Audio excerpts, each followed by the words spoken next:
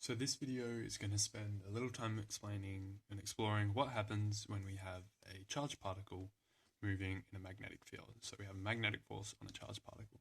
So firstly, we're going to imagine we have a magnetic field, has a strength B, measured in Tesla, has this direction. For example, this one's coming out of the page.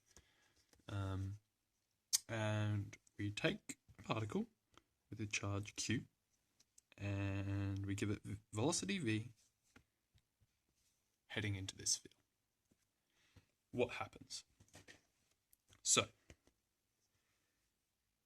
over the years, experiment has shown that, firstly, when we have this particle enter the field, there is a force acting on it. And that force is perpendicular to V. Secondly, experimental evidence shows that FB has a magnitude proportional to Q, proportional to V, the speed, and proportional to B, the field strength. Now, thirdly, and a little bit less obviously, but again, shown by experimental evidence, is that when we have velocity V, field B, the theta between V and B at 90 degrees gives F max, at 0 degrees gives FB equals 0. So we have these two statements, and from these we can deduce that FB is proportional to sine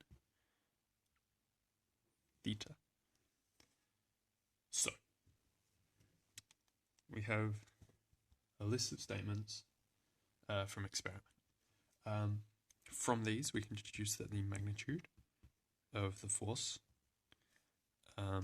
which is proportional to Q, V, B, and sine theta, so therefore it's equal to Q, V, B, the absolute value of Q, sine theta.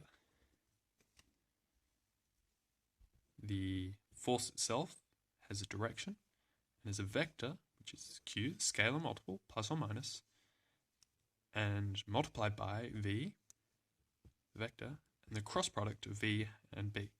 Now, in the situation above, we have 90 degrees, so it's very easy to simplify the direction of the force.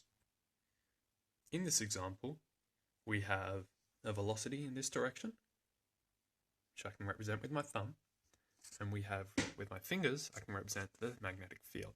So if I have my thumb in the direction of the velocity, my fingers in the direction of the field, my palm faces the direction of the force. This is what we call the right-hand rule.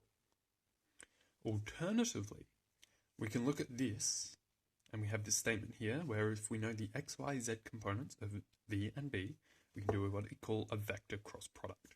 Now, a vector cross product is essentially taking V and B, putting them in a matrix, so E1, E2, E3, this just multiplies by 1, and we have Vx, Vy, Vz, Bx, By, Bz, and we can split this up into, we take the determinant of this matrix, which is Fb equals Q, we have this scalar, and then we have this set, which is, we have the determinant of this square matrix, which is Vy, Bz, take By, Vz.